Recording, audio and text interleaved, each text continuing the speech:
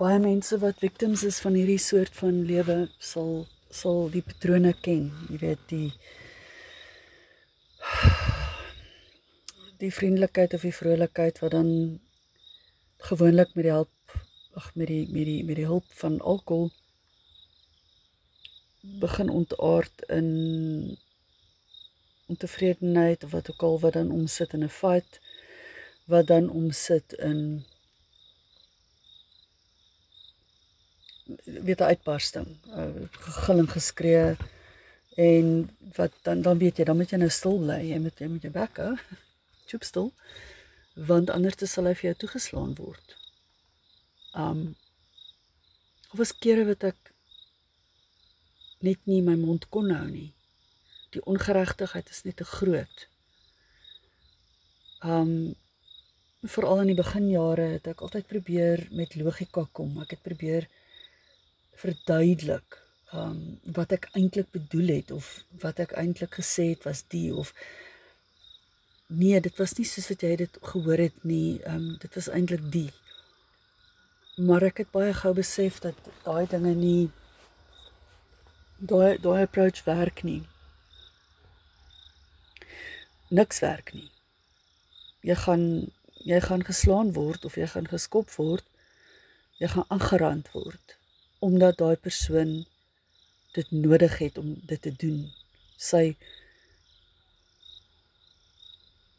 Ek weet nie, sy flippin energie en sy liggaam het nodig om dit te doen, om sy vrou te slaan. Aan te rand. So niks wat jy sê maak 'n verskil nie. As jy net choop stil bly, maak dit ook nie 'n verskil nie. Want dan word jy so geterg en ontlok en uitgelok tot jy nou maar ietsie sê, en dan is dit altyd die verkeerde ding wat jy sê of verkeerde ding doen.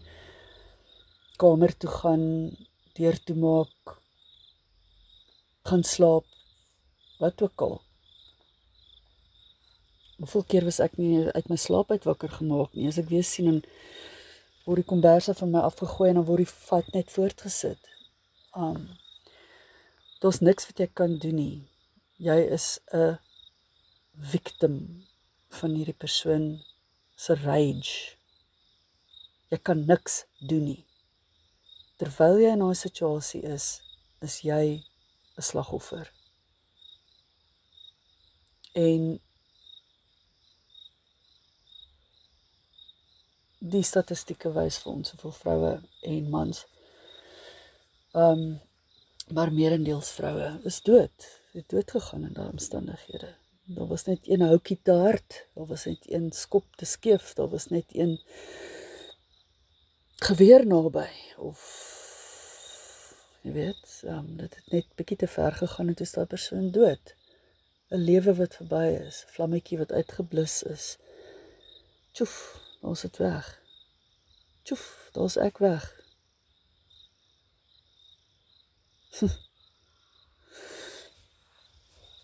Ek dink wanneer 'n mens die besef kry dat jy nie weet hoe om daar uit te kom nie. Jy weet nie hoe om dit te doen nie. Jy kan dit nie alleen doen nie. Dit is die groot ding wat ek besef het later. As ek nie hulp gehad het nie, baie besondere tipe hulp, dan sou ek dit nie kon doen nie. Terwyl ek nog in daai stadium was waar ek net besef het ek is vasgevang, was die enigste uitkoms vir my in my gedagtes om myself dood te maak. So ek het dit bedink en ek het besluit hoe ek dit wil doen. Ek het besluit ek gaan myself vergas. En ek het amper 'n rustigheid begin kry oor my, omdat ek besef het, dit is amper op 'n einde. Dit is amper op 'n einde. Die enigste ding wat nie deel was van, wat nie mooi gestrook het met hierdie plannetjie, is nie feit dat ek 'n kind gehad het. 'n Pragtige klein seentjie wat my nodig het. En ek het daai nag gaan slaap, en die volgende dag het die kind na my toe gekom, en hy sê hy het so slegte droom gehad die vorige nag, hy het gedroom ek is dood. En dit was die laaste wat ek dit oorweeg het. Ek het net daar besef, ek kan nie daai uitweg vat nie, dit is nie vir my nie. Dit gaan my nie help nie, ek kan nie myself doodmaak nie, it's going to have to be something else.